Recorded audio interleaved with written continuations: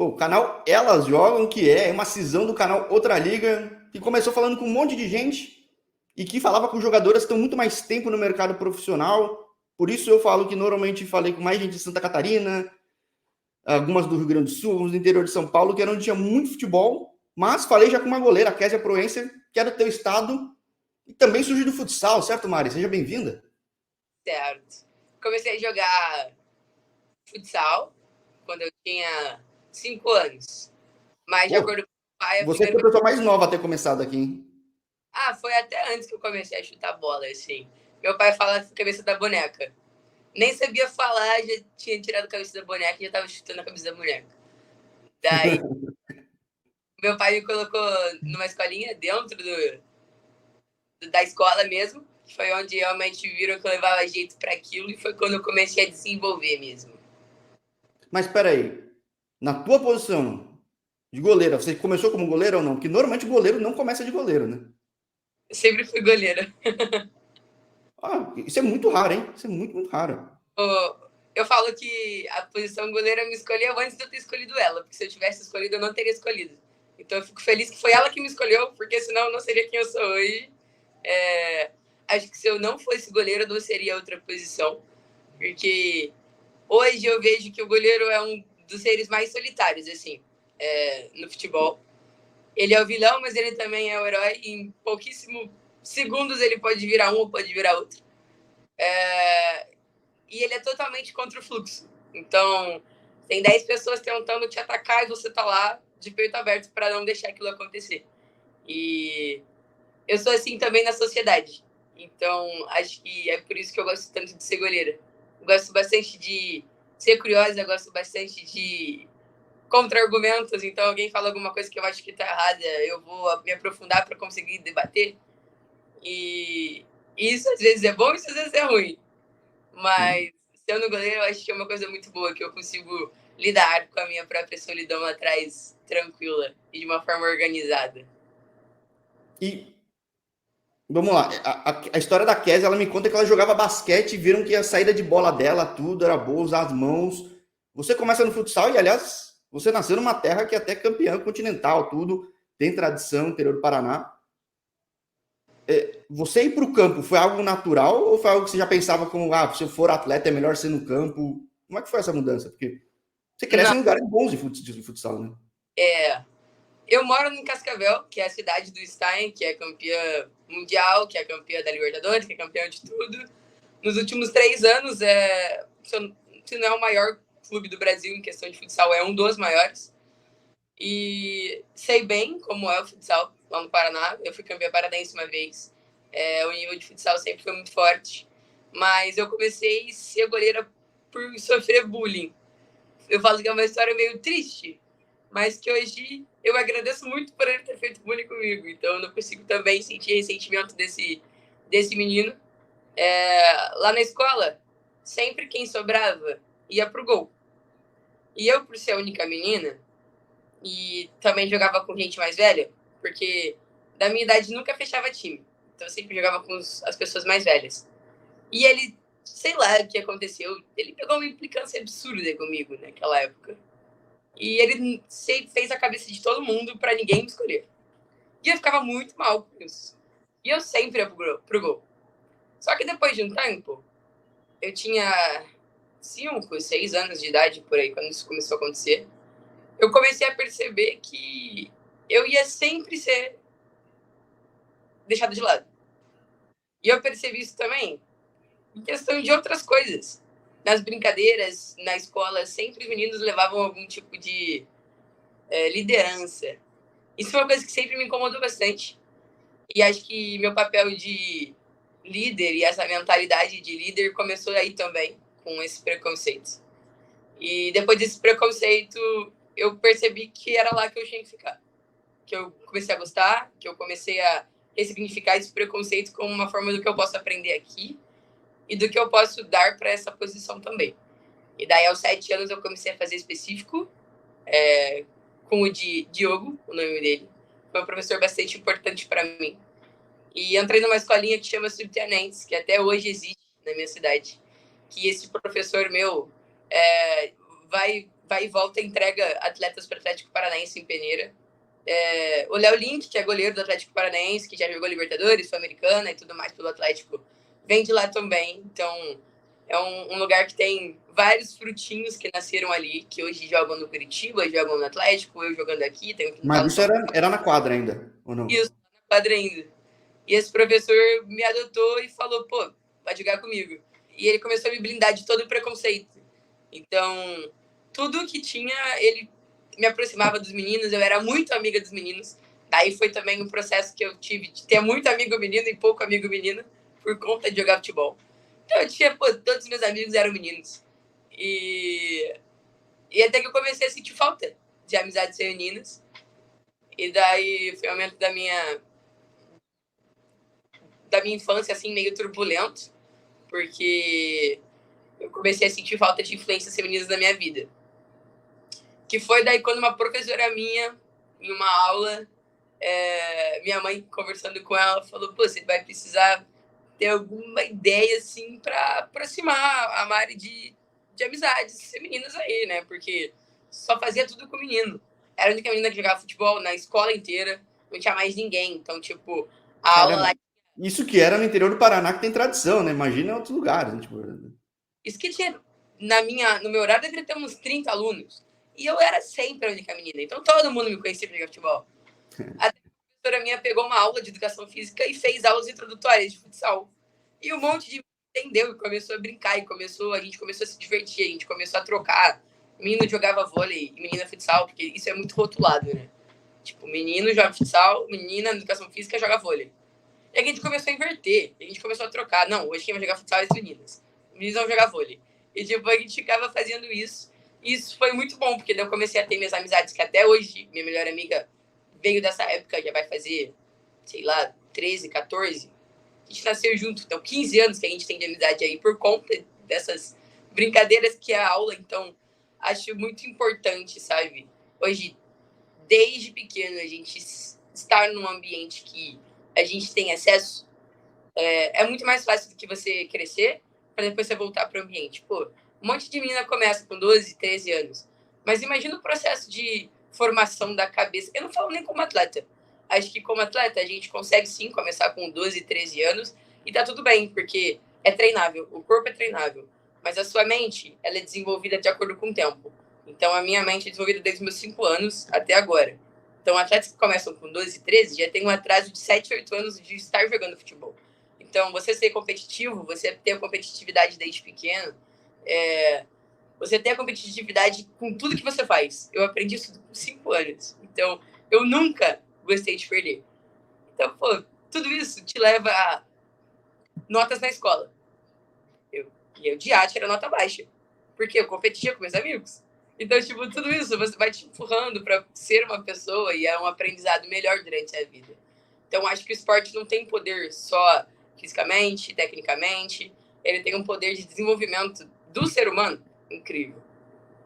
Eu joguei esporte desde muito pequeno e eu acho legal quando você, principalmente menina que cresce muito mais rápido, se ela conseguir acompanhar o esporte desde cedo, entender o impacto do crescimento dela, como ela se adapta, ela pega um autoconhecimento muito forte também. Você é corredor, não é? Oi? Você é corredor, não é? Joguei basquete, fui corredor, fiz um monte de coisa. Um monte de coisa. Mas quanto você tem de altura? Eu, uns 70, sou mais baixo que você, ó. Você tem cara de ser baixo. Na hora que você falou basquete, falei, ué, tem alguma coisa errada aí. Também gosto de desafio, também sofria bullying. Acho que sabendo superar isso, até pelo fato de ser baixinho, acho que te molda. Claro que é difícil passar por isso, né? Acho que mas faz parte desse crescimento. Com certeza. Eu gosto de puxar cronologicamente as coisas, que é mais fácil de alguém acompanhar. Mas você fala, pô, você não gosta de perder, não gosta de perder. Como é que foi disputar a primeira copinha feminina e no final... Perder? Eu acho que tudo depende do ponto de vista. Para mim, eu tiro como uma das maiores vitórias da minha vida o que aconteceu lá. Mesmo que a cor do troféu seja prata, a minha vitória e o meu desenvolvimento nessa competição foi algo absurdo. Porque a gente sempre olha para a conquista como algo curto, é algo maleável, é algo mensurável que é um troféu. Só que a gente esquece o que a gente faz só fora disso. Então, enfim, o ano da Copinha, que foi o ano passado, foi um dos anos que foi mais importante, se não mais importante na minha vida sobre maturação. Tanto que é uma coisa que a gente conversa com a minha psicóloga sempre, que é a que a gente tem no clube, que eu vou falar dela muitas vezes, porque ela é muito importante nesse processo. E eu sempre comento, eu sempre falo dela, o nome dela é Alice. Eu cheguei no Botafogo para ser profissional. E eu não me encaixei muito no processo. E começou a acontecer algumas coisas extra-campo que começou a me desfocar e a me tirar muita energia nesse caminho. E eu fiz um pedido que eu queria descer pro Sub-20 para jogar. Só que descendo pro Sub-20 eu encontro um treinador extremamente ser humano e extremamente treinador. Ele gosta de treinar o ser humano, ele gosta de treinar o atleta. Então, quando eu chego e ele vê que eu tenho, sim, um grau de técnica incrível, mas a minha cabeça não estava boa e eu preciso maturar muito na mão dele, ele não deixa eu jogar. Ele fala, você vai sentar no banquinho. Isso é coisa que muito treinador não faz, porque eu tava vindo numa convocação de seleção. Então, no fim, ele é pressionado para te colocar, porque fala, pô, como é que você pega um alguém de seleção que passou por Inter, Santos, pô, tem um histórico enorme, você vai deixar no banco? É louco, né?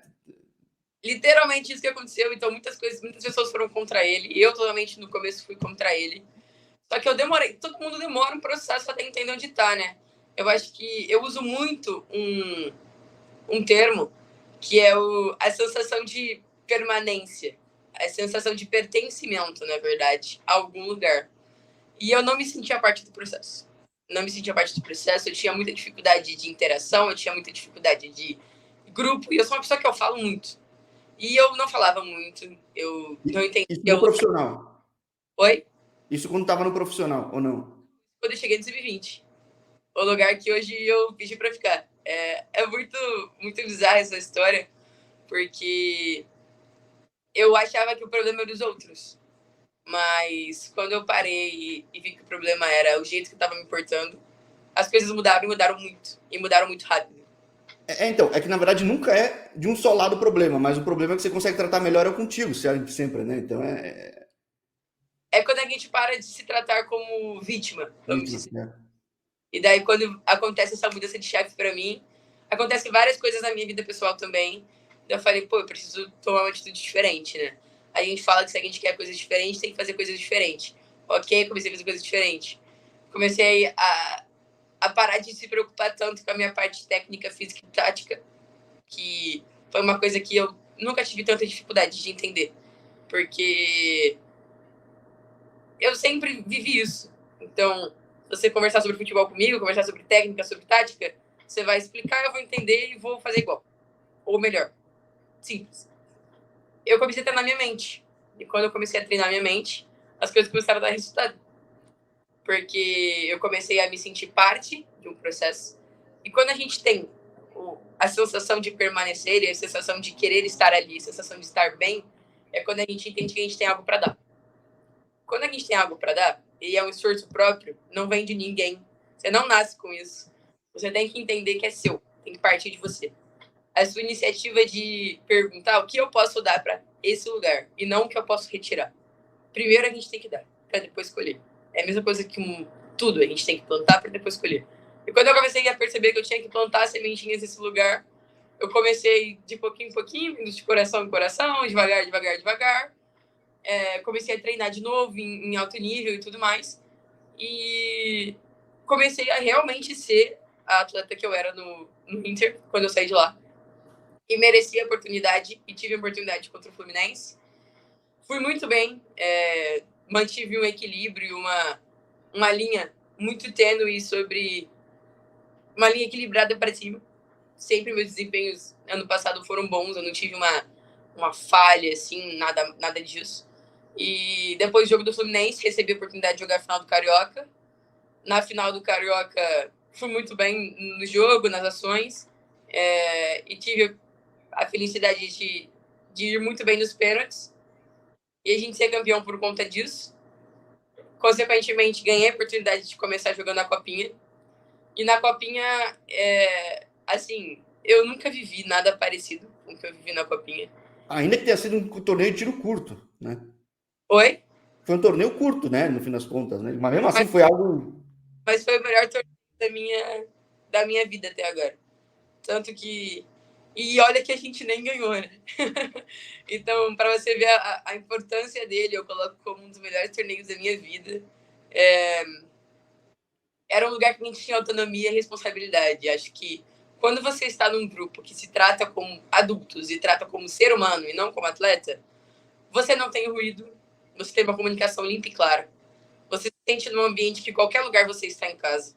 Então, antes da final do Internacional, a gente estava literalmente no corredor do hotel, todo o nosso time, agrupadinho, sentado assim, perto do outro, comendo pipoca, antes de assistir o nosso pré-jogo do Inter. Então, tipo, todo mundo ansioso pro jogo, ninguém ia querer dormir aquele horário, todo mundo 9h pouco da noite lá no corredor, comendo pipoca e ouvindo música. Eu acho que esse é o significado de estar em família, sabe? Quando a gente trata o outro da mesma forma que a gente quer ser tratado, e quando a gente resolve esses problemas dentro da família, não existe brecha para coisa ruim entrar. E foi por isso que o nosso time conseguiu passar do Internacional, que era um time totalmente de estrela. Você pega o Inter da Copinha, tinha 4 peças que não eram seleção. O resto, todas eram. Agora você pega o nosso time, a gente tinha 2 na seleção e mais 2 que já tinham passado por lá. Então a gente tinha 4 peças que rodaram na seleção. Então, tipo, é muita diferença. E quando a gente fala de estrela, a gente começou a perceber as nossas conexões assim.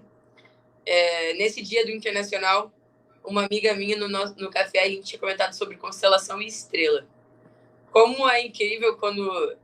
O que seria mais brilhoso? Você olhar para o céu e ver uma estrela?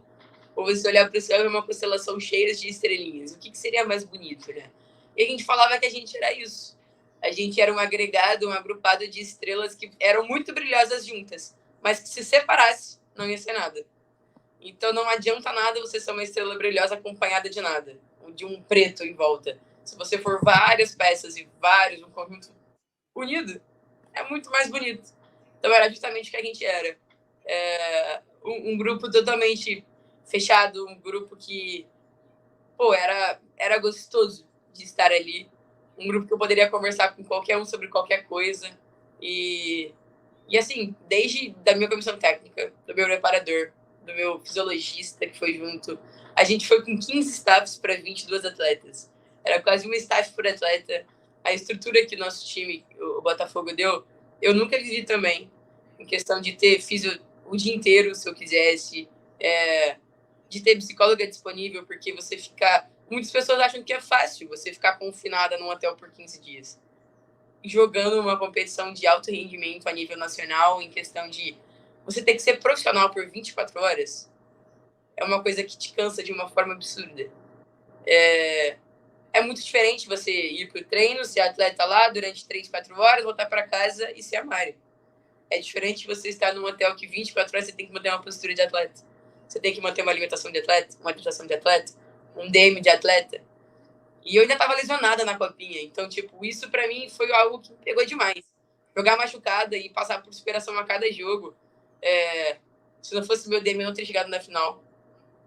Isso acho que foi uma coisa que é incrível.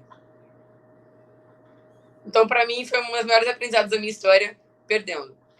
Porque acho que não define uma vitória e uma derrota. O que define é o seu processo até lá. O processo é importante. E como você lida com isso, né? Porque eu até ia falar que eu pulei uma cronologia enorme para puxar esse gancho. Só que nessa cronologia enorme, quem pelo menos olha de currículo, olha de foto, Instagram não é realidade, mas olha, você tem um histórico de campo muito rico, né? Muito, muito rico. Pouca gente acho que tem o histórico de jogar uma base tradicional no Paraná, passa por talvez, hoje não mais, o mais vitorioso time, que é o Santos, no feminino, mas tem um histórico absurdo, passa no Inter, que está com uma estrutura enorme, conquista muitos títulos, passa por seleção. Não que talvez não tenha passado por dificuldade, mas de repente ter passado pelo que você passou ano passado tenha sido essencial para a vida como profissional agora. Né? Com toda certeza, sim. É que eu acho que a rede social é realmente a gente só mostra as coisas boas, né? Isso é algo que eu tento desmistificar muito quando eu, eu falo. Eu faço questão de falar das coisas que não deram certo.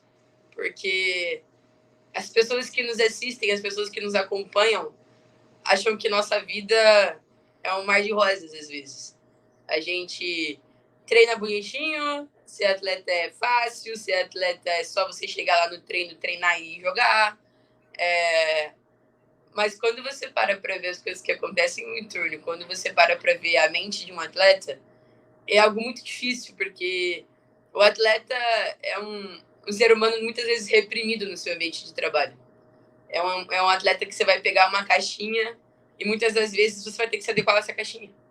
Não sendo a sua forma, sendo muito maior do que ela, ou às vezes muito menor. Tu vai ter que estar nessa caixinha, porque é a forma de trabalho daquele lugar. Então, você ser um atleta moldável, eu acho que é o que faz a total diferença hoje para você conseguir desempenhar em qualquer lugar. Você tem que se adequar àquele lugar. Só que, por exemplo, o meu demorou. O meu demorou quase uma temporada inteira.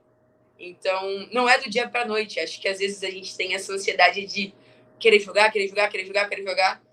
Mas se eu tivesse jogado, se ele tivesse me colocado a jogar naquela época, provavelmente eu poderia estar muito queimada hoje. O clube ia Poderia. estar mal, você ia estar mal, ele ia estar mal. E tudo isso por questão dele ser humano e entender que não era o meu momento. E uma coisa que ia até contra o que eu achava que era o meu momento. Então, a gente nunca vai, às vezes, parar para olhar para si próprio, sabe? Tipo, não é meu momento, eu tenho que ficar lá no banco, eu não tenho que jogar. Pô, quem que quer isso? Nenhum atleta quer isso. Só que esse cuidado que eles tiveram com a minha mente foi o que hoje eles podem ter certeza que podem contar comigo em qualquer jogo, que eu vou tratar como se fosse o mesmo e que eu vou conseguir desempenhar da forma que eu estou desempenhando. Eles me falam que eu sou uma parede de gelo, que Oi? durante o Léo, ele fala que eu sou a parede de gelo dele. Gelada jogando e o coração quentinho depois. É isso. O que é muito positivo, né? Porque assim, maior parte do tempo esse canal é um hobby, né? Minha vida é vida de escritório, muita coisa. Eu gosto de buscar algumas coisas de um repertório de pessoas que eu sei que fazem diferença. Por exemplo, você viveu muitos anos fora de casa em ambientes muito diferentes, estados muito diferentes, clubes de nome forte que acabam tendo uma cultura forte, então você aprende muito nesses lugares. Foi vitoriosa nisso, só que muitas vezes eu também gosto de achar gente que também tropeçou, porque sabe lidar com esse tropeço, ou com essa dificuldade, porque muitas vezes você não sabe como a pessoa vai reagir no momento de crise. E ela, já tendo lidado com isso, faz uma diferença muito grande, né? Saber levantar, não necessariamente rápido, mas da forma certa, que é o que parece que aconteceu contigo, né? Espero Eu te que sim. contrataria, basicamente, seja no escritório ou no gol. Espero que sim. Mas acho que a forma que a gente tem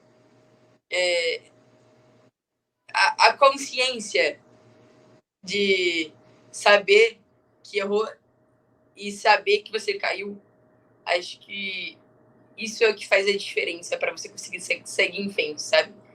Se você tenta seguir em frente jogando seus traumas e suas dores para dentro de você, reprimindo, suprimindo tudo isso em um lugar que você, eu não quero tratar isso agora, é muito pior, porque daí depois vem um gatilho e vem tudo de uma vez. E é isso que faz muitos atletas entrarem em depressão. Acho que a depressão no esporte é algo que a gente não fala muito, mas é algo que tem muito. É algo que é visível e que muitas vezes o desempenho do atleta vai ser sim afetado por isso. As pessoas de fora acham muitas vezes que a gente é robô, que a gente não vai sentir a perda de um parente, que a gente não vai sentir a perda do nosso cachorrinho, do nosso gatinho, que a gente não vai sentir saudade, que a gente vai conseguir ficar 6 anos fora de casa sem querer voltar para casa, que todos os dias vão ser bons.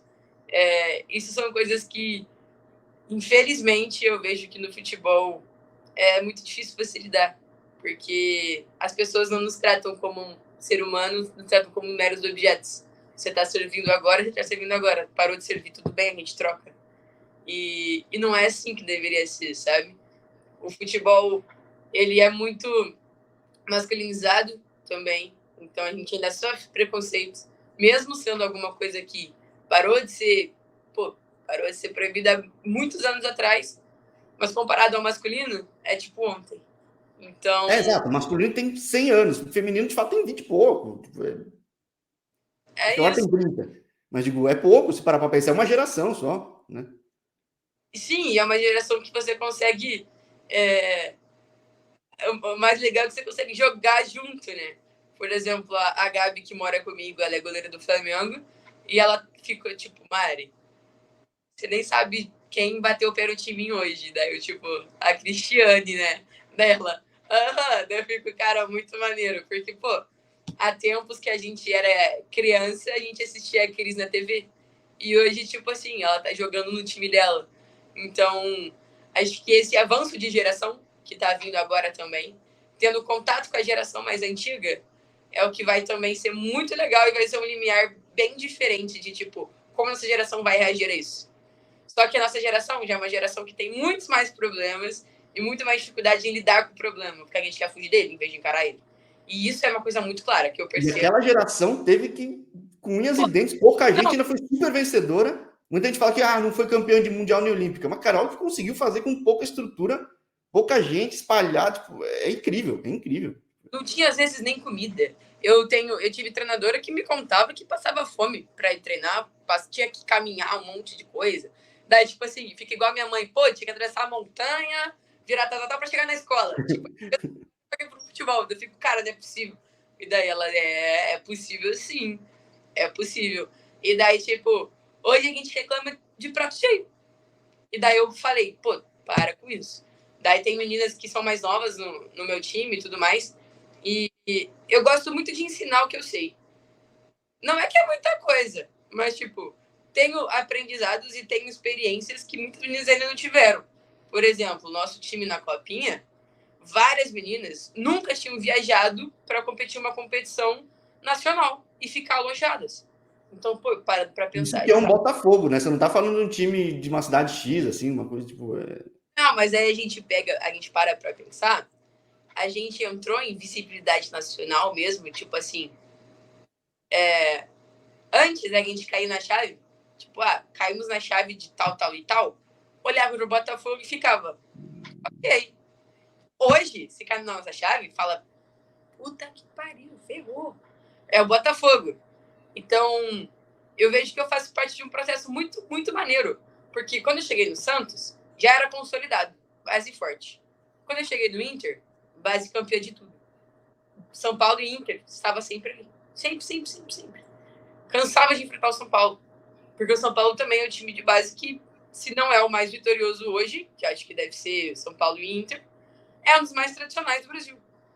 Então, quando eu chego no Botafogo, eu chego com aquele ideal e aquela cabeça de fazer parte de um processo novo e um processo de consolidação do futebol feminino. Tipo, vamos colocar vocês na elite. É isso que a gente quer. E quando eu faço parte disso, ganhando do Flamengo e jogando uma copinha, onde todos nós sabíamos o que a gente podia ter conquistado, que se realmente eu falo com as meninas, eu falo, mano, se a gente não tivesse tido a Kemily expulsa, a gente não tinha perdido o jogo. E tem dados que mostram isso. A gente consegue fazer 2 gols no primeiro tempo que o VAR anula. Se não tivesse o VAR, não teria expulsão da Kemily também. Não digo que não foi uma expulsão justa, estou falando da questão da expulsão, para deixar claro, né, para depois as pessoas não falarem que eu tô... Tá polemizando, tá querendo. Mas não, foi sim. Mas quando você pega os dados do primeiro tempo, a gente com uma jogadora a menos, a gente teve mais de 60 passes a mais do que o Flamengo. Então, ao menos com uma jogadora a menos, a gente tinha o controle total do jogo. Eu entro muito nesse scout de passe por estar sendo a quarta na linha. Então, eu tenho o meu GPS mais elevado nesse jogo também. Eu corri quase 7 quilômetros. Caramba, mas se falar que você tá na linha, é aceitável, né? Eu sou goleira. Então, é algo que é legal de ver. E é legal de saber também quando a gente cai no chão chorando, muitas, não é por questão de... Óbvio que é tristeza, mas é aquela sensação de, tipo, eu dei tudo que eu tinha pra dar e não foi suficiente. Tá tudo bem. Essa é E a melhor sensação. Claro, melhor é ser campeão, mas digo, você ter essa consciência disso te dá uma leveza, né? o peso de você saber que você não vai poder ser julgado e criticado pelas suas ações. Tipo, você não pode falar nada no nosso time. A gente foi, sim, guerreiro, o que deu. Não tem uma pessoa que vai poder reclamar da gente que a gente jogou. Porque quando a gente perde a Kemi, a gente fica mais forte como grupo. A gente se olha e fala, agora não é só jogar pela nossa família, só pelo banco, agora é jogar pela Kemi, que também foi expulsa. Então, enquanto do outro lado a gente escuta xingamento e blá, blá, blá, blá, blá, blá, a gente do nosso lado só escuta comunicação e tipo, calma, vai dar tudo certo, a gente vai conseguir, vai conseguir, vai conseguir. A gente olha para um lado e vê um puta de um treinador que vai estar com a gente, que não xinga, ele passa a comunicação e coisas claras pra gente seguir. Na parada do primeiro tempo, ele pega o quadro tático e começa a dar uma aula de como a gente vai jogar com uma menos. Então, a gente segura o jogo inteiro no primeiro tempo e a gente joga melhor no primeiro tempo, a gente faz mais um gol no primeiro tempo. Só que, infelizmente, não é suficiente. E quando começa, obviamente, tem mudança para sustentar a linha de 4 e uma pessoa que não tá com tanto ritmo de jogo entra num jogo que tá fogo, totalmente caos para todo lado, com uma menos, começa a faltar perna, e quando começa a faltar perna, infelizmente a gente vai e toma o nosso primeiro gol. A perna não responde a cabeça e a cabeça também acaba sabotando. Às vezes a gente começa. Que é difícil, né, pô? A gente para de oxigenar, né? Quando a gente para de mandar oxigênio, por isso que a gente fala muito, né? A gente é um time que a gente tem comandos curtos de voz. Então a gente se comunica da mesma forma, todas. A gente tem padrões de comunicação. Então quando a gente fala tal coisa, é para fazer tal coisa. Então todo mundo entende que tem que fazer. Quando a gente gosta muito de ter a posse. Isso é perceptível pela quantidade de passes que a gente teve no primeiro tempo, que foi 60 a mais de um time com uma mais. E 60 passes é muita coisa, a gente acha. A gente acha uma posição. Dilui por tempo e tempo de bola rolando é muita coisa. Com uma menos desde os 8 minutos do primeiro tempo. Então é quase 40 minutos com a jogadora a menos e teve 60 passes a mais. Esse controle que a gente tem de jogo é o que a gente gosta de ter, mas é algo que também nos cansa. Só que a gente prefere cansar assim do que cansar marcando. Correndo atrás dos outros, né? Tipo, Então é basicamente isso. A gente fala que a gente está marcando com bola. Literalmente, você tá com a bola, você tá marcando. Então é melhor a gente marcar com a bola do que sem a bola. A gente tem mais controle do que está acontecendo. Então, quando a gente começa a perder o que a gente gosta, que é a bola, obviamente, por parar de oxigenar, começa a fazer falta no nosso jogo. E daí começa a abrir buracos, começa a abrir espaço, começa a faltar perna para cobrir tal espaço. Começa a faltar comunicação, porque você não consegue mais falar. Tanto que quando acaba o jogo, eu tô, tipo assim, querendo cair no chão, assim, de, meu Deus, eu não aguento mais. Tipo, não, eu dei tudo de mim, realmente, não aguento mais. Se tivesse mais 5 minutos, eu não aguentava. Porque é um estresse mental ainda de você ter que... Eu sou muito o olho do Léo por trás. Então, muitas das vezes, quando a bola tá lá longe, eu tô falando com ele, e daí ele fala, preciso que você faça tal e tal e tal e tal coisa pra questão de orientar o outro lado. Então, além de tudo, você tem que pensar como orientar melhor, ser uma comunicação clara para as suas atletas. Eu oriento desde a linha de trás até a linha da frente. Daí você ainda tem que se localizar e se posicionar bem no campo. Você tem que correr para cobrir linha. E tem que, principalmente, focar em quando precisar defender, você defender. Então, tipo, são muitas coisas que o goleiro tem que fazer e que muitas vezes é passado despercebido. Tipo, o goleiro não é obrigado a tudo isso, mas aquele que consegue fazer tudo isso transforma o jogo, né? Digo, tem muito lugar que só espera que o goleiro só defenda. E de fato, se ele defender todas, até certo ponto ele fez o papel dele ou dela. Só que, como todas as posições estão cada vez mais exigidas, e essa é uma posição que consegue coordenar e chegar o jogo inteiro, conseguir fazer isso é mais ou menos o que o Ederson faz aí pro Guardiola, né? Tipo, Quando você entende a mentalidade do seu treinador e você tá na mesma linha, cara, isso é muito bom. Tanto que às vezes a gente se entende e eu oriento sem nem falar com ele, porque eu sei que é isso.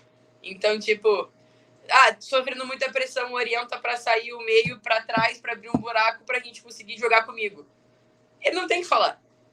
São várias coisas que a gente tem automatizadas que acontecem durante o jogo que ele fala. Eu dou a ferramenta para vocês e vocês têm a mochilinha de vocês. Abre a mochila, pega a ferramenta que você quer usar e usa. Se tiver errado, eu vou falar. Se não tiver, tá tudo bem, deu certo. Se tiver dando errado, a gente acha outra ferramenta. E essa autonomia que eu falo é isso. Ele não pega o controle remoto e mexe. Não. Eu vou treinar vocês para vocês conseguirem fazer tal coisa sozinhos. Tá dando errado, eu me meto no meio. Mas nossos treinos, cara, às vezes eu fico muito brava com ele. Porque ele não dá a solução. Ele fala, tá na hora de vocês pensarem. Eu já sei que vai vir um problema. Daí ele coloca o trabalho seguinte, a gente tem que pensar em achar a solução. E daí começa a dar errado uma vez, 2 vezes, 3 vezes. E ele não fala nada. Ele não abre a boca. Ele fala, acha a solução. E daí eu fico tipo, cadê a solução? E daí tipo, eu fico tentando. E quando eu acho, ele fala, viu como você consegue achar? Então, Talvez ele nem saiba a solução, mas de repente ele confia que vocês consigam achar, de repente também. E às vezes no jogo vai ter muito disso, certo? E às vezes a gente não acha. E para ele tá tudo bem também, porque depois ele vem e mostra. Essa é a diferença de você. Daí eu trazendo para nossa sociedade, isso é muito do que a gente vive.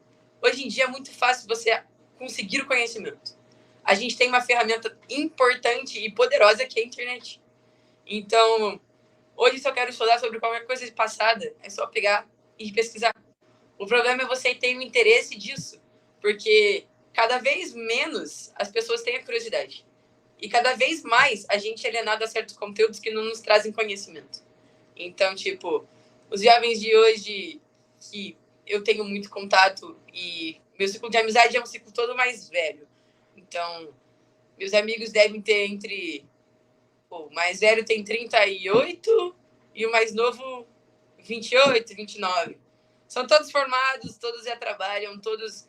E a maioria não é do futebol, porque parece que quando você tem amigos que também são do futebol, você vive totalmente futebol, 55 horas por dia, e você não tem a consciência de mundo ampliada, assim. Então, eu gosto de ter amigos de várias áreas, assim. Então, tenho muito amigo do audiovisual, que é uma área que eu me acho muito também. Brinco muito de fazer vídeo com eles. Vou acompanhar até agora, um amigo meu está produzindo um filme, e daí ele falou que vai precisar de ajuda em algumas coisas do filme e tudo mais. Eu falei, pô, você é sua estagiária dele, olha que eu tô precisando, hein? Daí eu topei de, tipo, ir no set com ele, ajudar ele e tudo mais. Eu gosto muito de experienciar várias coisas. Porque, pra mim, tudo tem uma ligação. Seja eu entendendo ela agora ou vendo isso no futuro. Então, tipo, eu tendo amizade com os meus amigos de audiovisual, lá atrás, quando eu fiz a minha primeira amizade, foi o João Calegari. Foi meu primeiro amigo, assim, de audiovisual forte. Que ele era... Primeiro ele começou sendo o nosso assessor e depois ele virou nosso fotógrafo.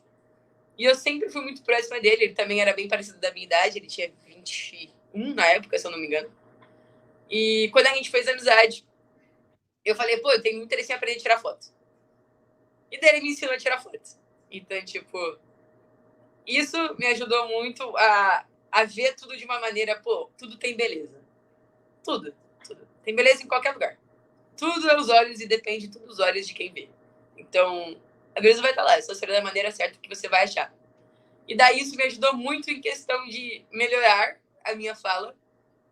Sempre gostei muito de falar, sempre gostei muito de tagarelar, na verdade. Não era nem falar, porque a minha dialética não era muito igual como é hoje. E depois disso, eu fui crescendo, fui mudando, cheguei no Botafogo. Sou muito amiga da assessora hoje em dia. A Iana também é bem parecida com a nossa idade. Ela tem 21 também. Então, é muito legal também conviver com pessoas da sua idade em cargos diferentes no clube. Isso é muito maneiro. Porque você vê realmente que você é um ser humano como todos os outros. Você não é um ser humano acima, na hierarquia, sabe? Eu trato todo mundo numa linha de pensamento muito horizontal. Desde o cara da faxina, eu tô aprendendo com ele. Tem um cara, ele é surreal. Ele vai fazer 70 anos esse ano. Ele não parece que tem essa idade. O nome dele é Seu Arami. Ele é nosso staff de limpeza e de hidratação e tudo mais. E ele tem uma consciência e uma forma de falar da família que quem me falou para falar com ele foi nosso treinador. Então eu gosto muito que nosso treinador também fala com todo mundo. Não importa quem você é, ele vai falar e vai te trazer para perto. E a gente é próximo, a gente conversa muito sobre tudo. Tipo, às vezes eu chego, a gente brinca, a gente gosta de falar sobre café também. Gosto muito de café e gosto muito sobre estudar o café. Acho um grão e um fruto incrível, né? Que a gente tem acesso aqui no Brasil. Então, as coisas que eu aprendo com ele, eu sei que era para eu estar ali, naquele lugar, aprendendo com ele. E eu acho que a gente tem conhecimentos onde a gente está. Tudo. Só vai de você ter curiosidade de conhecer as pessoas que você está se relacionando. Então, eu gosto muito disso. Gosto muito de usufruir daquele ambiente para eu aprender. Mas, antes de tudo, eu penso, o que eu posso ensinar? Que vai partilhando, repertório a mais para todo mundo, nunca vai fazer mal, né? É um negócio que você usa ele ou não, mas na tua cabeça vai expandindo, vai encaixando as peças e vai te permitindo aprender todo dia e ter consciência do que pode ter errado ou não, pode fazer melhor, né? Acho que isso é muito importante para quem é goleiro ou goleira no teu caso, porque a suscetibilidade à falha é muito grande e não conseguir enxergar ou aceitar é complicado, né? Então, você chega muito mais profissional, muito mais madura, muito mais profissional em 24, mas o que é 2024 para a Marizanella agora? O que muda com relação a 2023, por exemplo? Eu acho que a Mari de 2023 tinha ela como centro de várias coisas. E não é que ela agora não seja o centro dela. Ela continua sendo.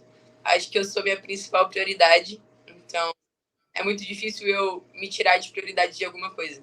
Para mim, eu sempre tenho que ter a minha sanidade mental muito bem, eu tenho que ter a minha rotina tudo certo, sem ninguém tentar mexer nela e dar pitaco. Mas ela entendeu que existem vários outros centros. E tudo depende da perspectiva e do ponto de vista que ela está olhando.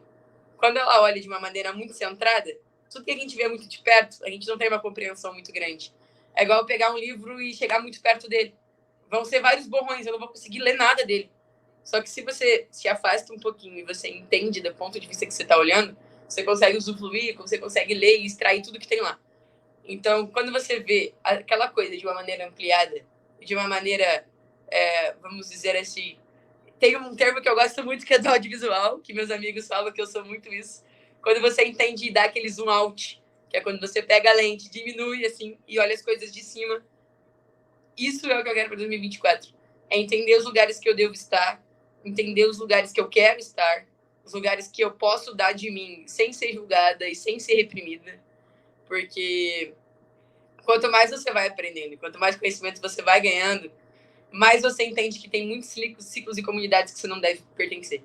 E é muito simples você sair dela, porque é um simples aviso e você já vê que você não faz parte dessa comunidade. Então é uma coisa que... Quando você está muito assim, você não dá o zoom out e não vê que tem muito mais coisa ao redor, né? Que eventualmente se desprender é mais fácil do que você imagina. Né? Maiores. O mundo é uma comunidade em si. Então, quando você entende que tem comunidades maiores que você pode sim chegar e não ser reprimido, e ser você mesmo, e entregar você e aprender, cara, isso transforma muita coisa. Agora, o zoom, nem sei se in nem out, normalmente no futebol, a pessoa olhar para os vizinhos. Os vizinhos têm investido bastante no futebol feminino, que é bom aí no Rio de Janeiro. Né? Vasco, que talvez era o time que não tinha uma estrutura tão boa quanto de investir contra o Fluminense, o Flamengo, mas tem 4 rivais de novo agora no feminino muito bem, mas onde é que o Botafogo está enxergando hoje, pelo que você está vendo? Assim, tipo, ele está enxergando nacionalmente, porque já vi muita entrevista de quem chegou para reestruturar o Botafogo, que estava até na virada da SAF, mas o que falam para você? Qual que é o sonho do Botafogo, seja sub-20 ou no profissional agora? Porque já faz tempo que estão querendo chegar em níveis mais altos, mas o que é a realidade hoje? Então, igual eu falei, quando eu não comento sobre processos que eu não estou presente, eu não posso falar muito do profissional, porque estou todos os dias, mas a principal meta é sim se consolidar na primeira divisão. É muito muito difícil, né? Um time subir, logo tá entre os 8 e disputar quartos, disputar tudo. Mas acho que o principal enfoque desse ano é se manter. Porque você se mantendo na primeira divisão, você já tem uma visibilidade melhor, você já tem possibilidade de parceiros e patrocinadores. Pô, é uma primeira divisão, é uma Globo, é uma rede maior, é um nível, né, de competitividade maior também. Mas em questão do sub-20, a gente tem um objetivo muito claro, que é ser campeão brasileiro. E é o que a gente vai lutar para ser. E a gente bateu na trave ano passado, chegando na semi. Era um time muito, vamos dizer assim, não digo inexperiente, mas sem rodagem de finais. Então, pra gente. Faz diferença, né? Nada, tipo. Você É pegar que nem bombar numa prova e refazer a prova, né? Tipo, Você pegar um São Paulo, que sempre tá vindo, tá chegando.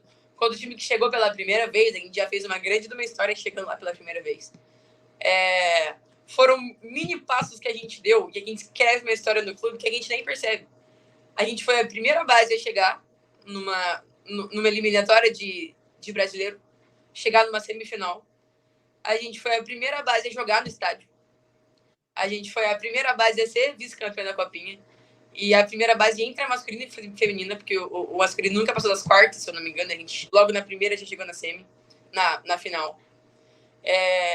Então a gente escreve nossa história todos os dias no clube. Todos os dias a gente está escrevendo nossa história.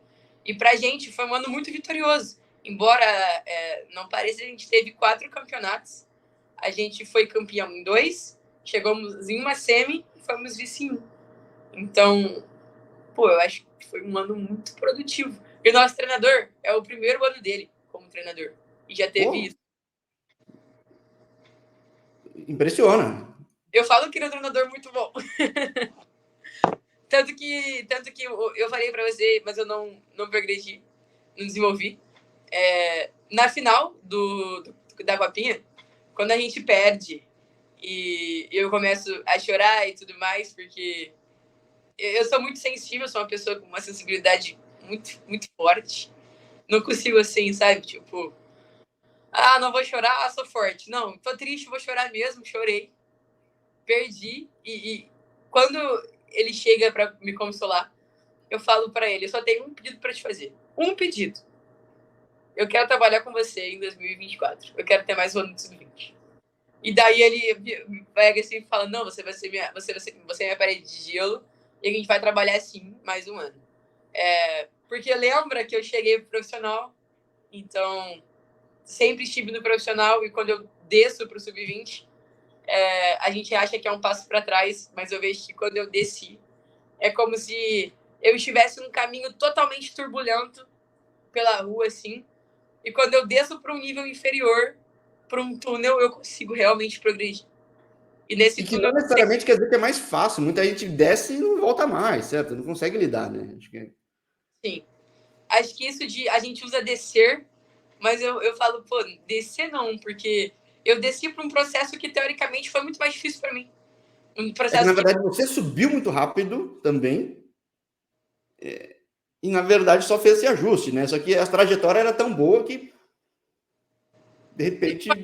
Não valia a pena voltar para a rua. Vale a pena ficar mais um pouquinho no túnel para, nesse meu desenvolvimento, continuar crescendo.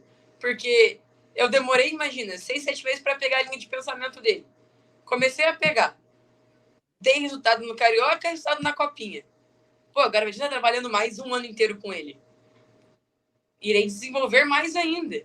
Então, acho que vou estar muito mais madura para que, se eu for ficar no Botafogo e subir para o profissional no outro ano que eu estouro base, vou estar 1000 vezes mais preparado do que eu estava ano passado, no começo do ano.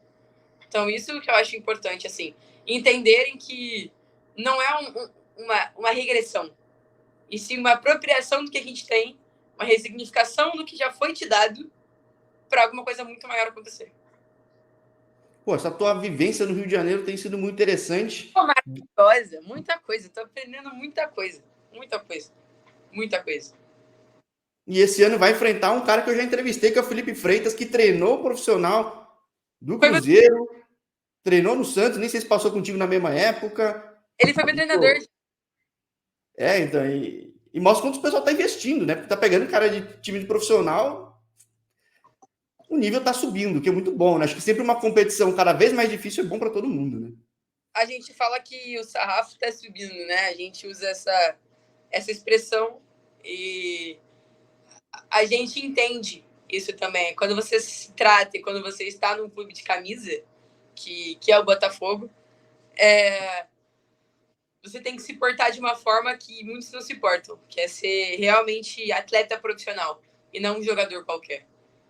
Então, a gente está se preparando muito bem para isso. A gente está cuidando também da nossa mente. E ele é um cara que sempre deu muita prioridade a isso. Então, saúde e família vem sempre em primeiro lugar.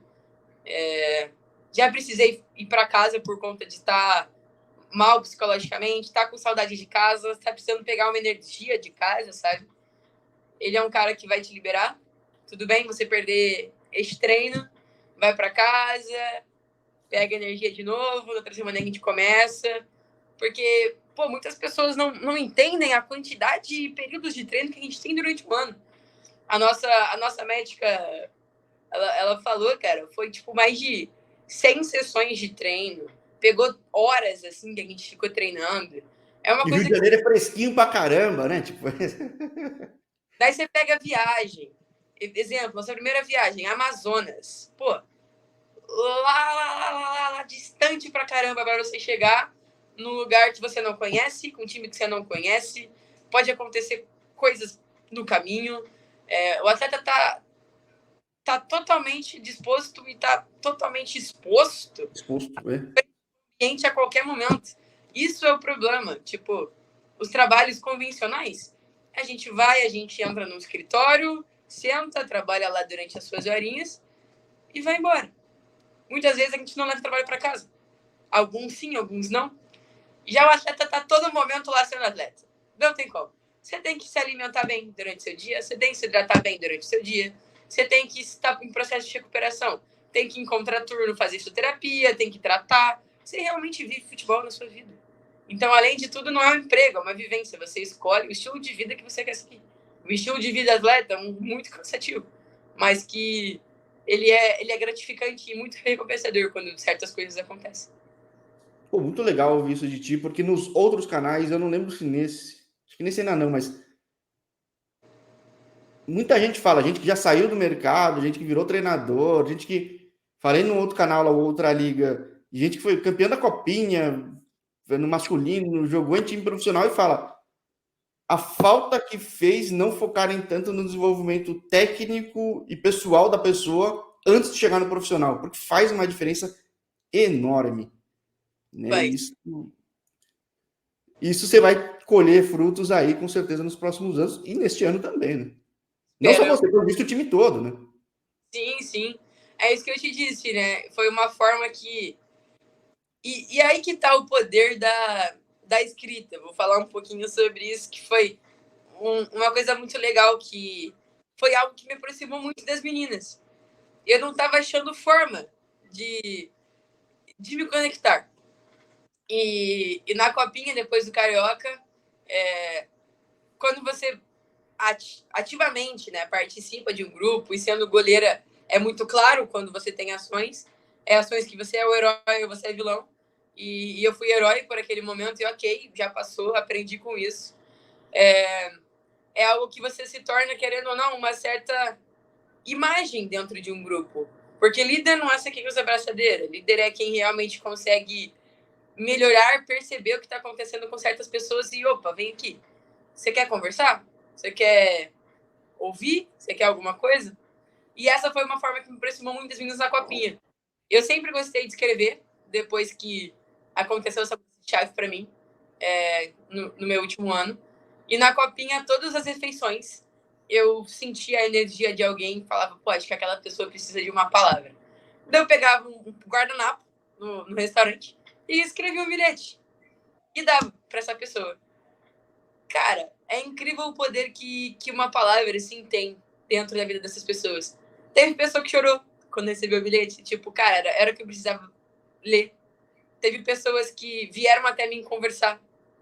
Teve pessoas que só receberam o bilhete e não falaram nada. Que é Teve pessoas, normal também, né? Nem todo mundo vai reagir igual, certo? teve pessoas que depois disso grudaram mais em mim como um elo de meio que eu tenho uma filha no time duas, né? Porque eu adotei uma goleirinha também, a Cal tem 12 anos e treina com a gente. E ela fala que eu sou a mãe dela. Porque eu pego ela depois do treino, tipo, o que você teve dificuldade? Tal e tal e tal coisa. Daí eu vou lá e faço isso com ela um pouquinho, sabe?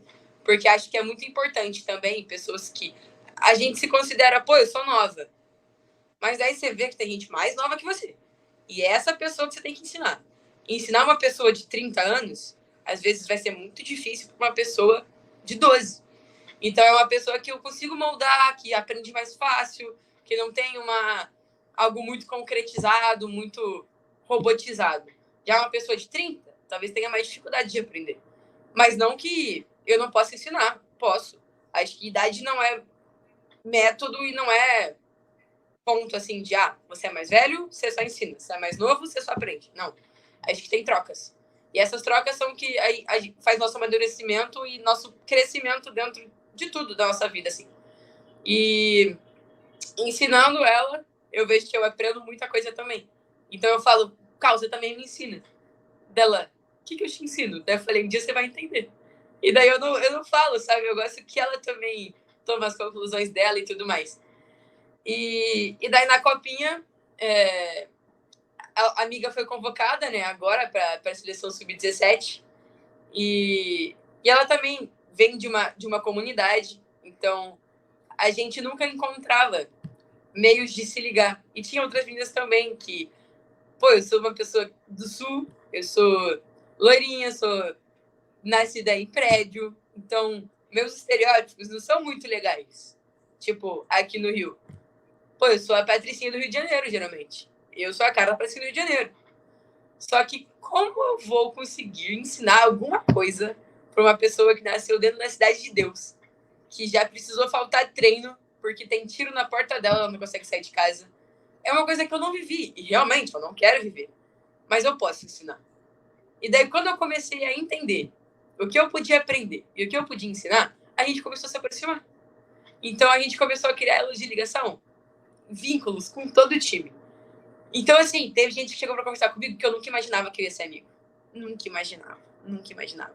E pessoas que falavam mal de mim, que a gente virou muito amiga. Porque realmente me deram uma chance de me conhecer como inteiro. Então, para mim, a escrita tem esse poder. E agora, tanto que foi uma ideia do William, assim. Eu gosto que ele compra as minhas ideias malucas, às vezes, também. E eu sempre fui de ler. Tive alguns momentos que eu odiei. Tipo, nossa, não vou comprar livro. Não quero mais ler. Ler é uma perca de tempo. Não consigo ler. Tenho preguiça de ler. E daí teve um livro que me pegou e falei, pô, gostei dele. Comprei, li ele inteiro num dia. E comecei a entender que tudo depende do livro. Tudo tem dentro para essa vida. Basta você achar ele. E comecei a escrever um livro.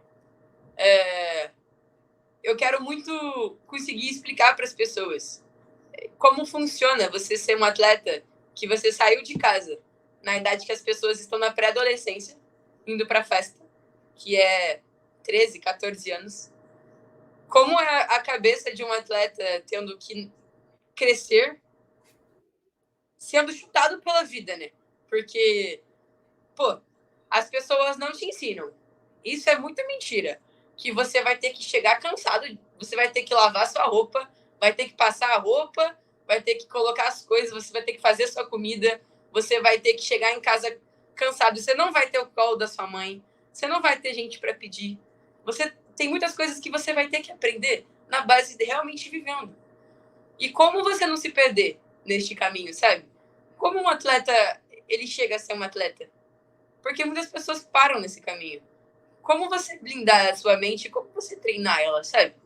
E são coisas que acho que hoje em dia fica cada vez mais difícil, porque o acesso que a gente tem às mídias e Tem a gente... muita distração, né? Se você não estiver muito focada, muito ciente do que você está fazendo, você se distrai muito fácil. E as ferramentas estão boas em distrair, certo? As ferramentas de distração, cara, Eu tava vendo uma série sobre a mente. A gente perde o foco geralmente em 9 segundos. É uma coisa Sim, absurda. não até os vídeos de 15 segundos, a plataforma de 15 segundos engajou tanto, só que os vídeos mais vistos acho que são de 8. É curioso, né? Se você olha, tipo, os seus insights em vídeos, assim, É, eu sempre se... tô olhando. Cara, lá em cima, deu 10 segundos. é. Vídeo, tem pouquíssimas pessoas que chegam no final. E daí eu fico pensando, pô, como eu vou ser uma pessoa influente em uma sociedade que se prende em 10 segundos? Eu sou uma pessoa que eu estou 1 hora falando e eu não falei nada da minha vida quase. Tipo, falei coisas que a gente pode desenvolver. Você não falou por fatos, nem uma coisa mais linear tradicional, mas isso é o que eu gosto de mostrar no canal. Por exemplo, quem for ver, seja agora em 2024 ou lá na frente, vai ver, pô, uma atleta de 20 anos tem uma consciência anormal no sentido positivo, digo. É um nível de consciência que eu, hoje, quase nos meus 40, muita gente não tem. É. Né? Muito, Então, eu acho muito interessante. eu converso com pessoas do meu ciclo, né? Que são esses meus amigos mais velhos, daí eles ficam tipo assim, Mário. Porque a gente se conhece há bastante tempo, assim. Daí uma amiga minha esses dias, ô Mário, quantos anos você vai fazer mesmo? Daí eu, pô, vou fazer 20. Daí, tipo, eles me olham assim, tipo, cara, como assim, sabe? Tipo, você tem 20 anos. Você é gato, né? Você... E... Só que eu não gosto muito, sabe? De meio que usar disso. Sim. Eu gosto, sim, de tratar. Tudo vai do meio que eu estou. Então, se eu tô num meio que eu tô com gente mais nova, tô com gente da minha idade, todo de jeito informal, eu não vou ficar falando palavrinhas bonitas. Eu vou, sim, soltar umas palavras, umas gírias suaves. Tipo, não vou ficar me prolongando. Já quando eu tô com meus amigos que são um pouco mais velhos, eu converso com a base que eles conversam. Então, tudo é adaptável e tudo é maleável. Então, quando você entende que você não precisa escolher uma só caixinha para sua vida, você pode escolher várias caixinhas, as coisas se transformam, porque daí você começa a perceber que tudo tá ligado.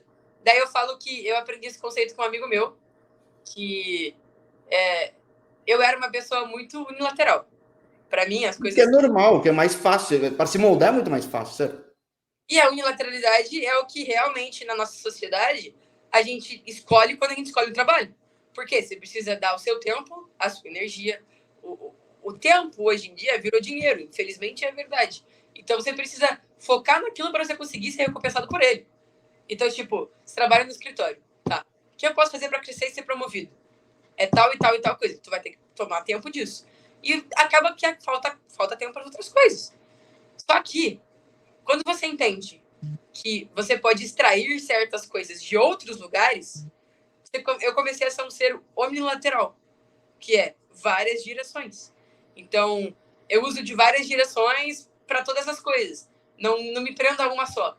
Então, é por isso que eu gosto de... Eu faço gastronomia, a minha criatividade vem muito aí, então eu adoro aprender cada vez mais. Eu adoro cozinhar, eu adoro uma forma de carinho para demonstrar com as pessoas é eu cozinhar para a pessoa.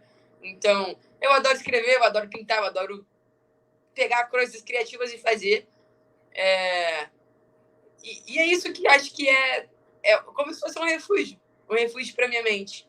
Porque é muito difícil eu encontrar a todo momento pessoas dispostas e na mesma linha de raciocínio do que eu.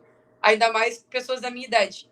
Então eu preciso encontrar um refúgio para eu também não surtar sozinha, né? Porque eu não posso começar a falar com a parede.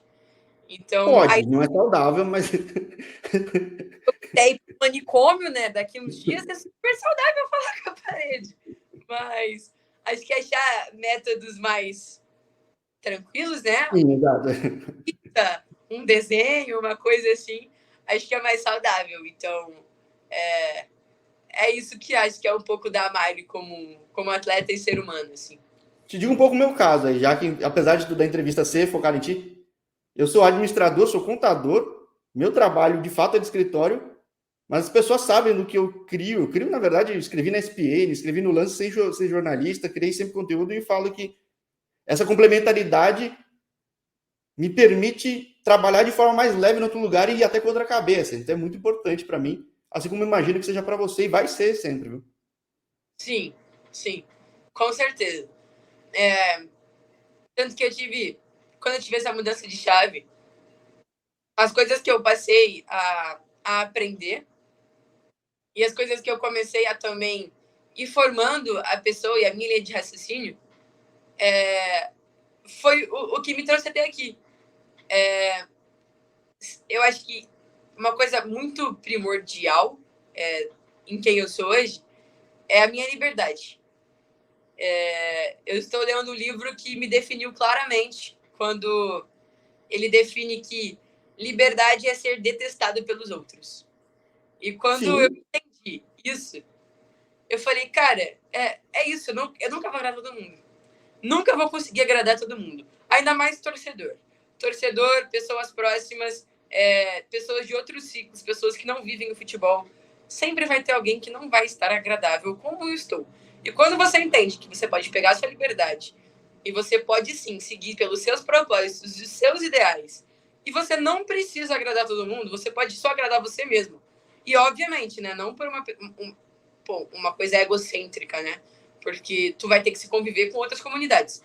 Mas quando você consegue fazer as suas coisas e aprender delas e ainda mais transmitir isso para outras pessoas, é um sentimento de paz, assim, absurdo.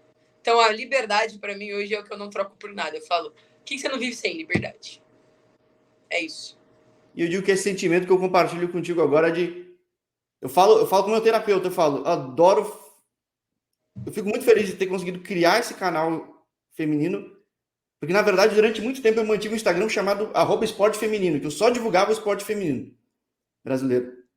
Eu desativei porque eu não consegui tocar, tive até uma questão contratual que eu não podia tocar, eu acabei recriando, mas eu falo para ele, adoro conversar com atleta mulher, porque é uma perspectiva diferente, nem sempre elas têm esse espaço para falar. Muitas vezes, quando existe um espaço, ele tem um viés que força a pessoa a querer falar aquele tema, e eu gosto de compartilhar isso. Uma realidade que pouca gente vê. Até no jogo em si ainda nem tanta gente vê, mas rotular é muito mais fácil. Então, quando existe possibilidade de compartilhar, dar essa visibilidade para as pessoas de fato conhecerem, pô, conhece gente muito interessante. Que é o teu caso agora, que eu fico feliz demais de conhecer, mano. Pô, obrigado aí, William, pela oportunidade. Ô, Jorge, você pode me dar um segundo para pegar meu carregador? Só rapidinho? Sim, a gente corta aqui rapidinho, mas já estamos quase no fim, né? Mas pega lá, pega lá. 1%. Daí a gente pode Sim. ficar tudo em paz. Calma aí. E aí mostrando que Marisanella é uma mulher resiliente, que passa por coisas inesperadas.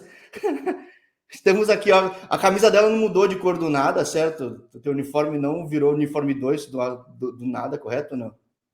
Aliás, é o uniforme 2 esse ou não? Esse é o 2, né? Esse é o uniforme. Não, o uniforme de goleiro mesmo. Mas o outro também era, certo? Oi? O outro também era. Mas é o mesmo. O mesmo uniforme. Era a Azul luminosidade que eu tava vendo outra cor, então tava diferente? é o mesmo Eita, então eu preciso de um oftalmologista e você precisa de um novo cabo para o teu celular. e de uma Hã? também. Oi? Preciso do completo, do combo. Tá bom, você promete que vai comprar outro cabo, outro combo, eu prometo que eu vou oftalmo, fechou? Combinado. Valeu, Mário. Obrigadão, William.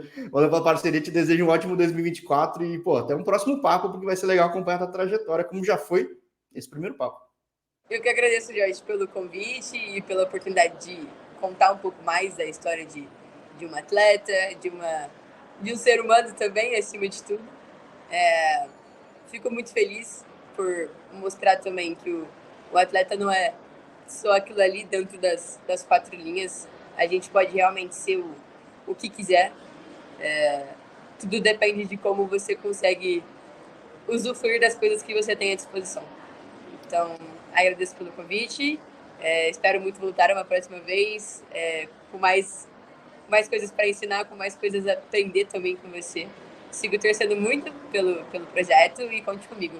que você precisar. Fechado, fechado. Então, pô, grande abraço para você e para você que está assessorando e você que está acompanhando. E até a próxima, Mari. Tchau, tchau. Até a próxima. Tchau. Um beijo a todos.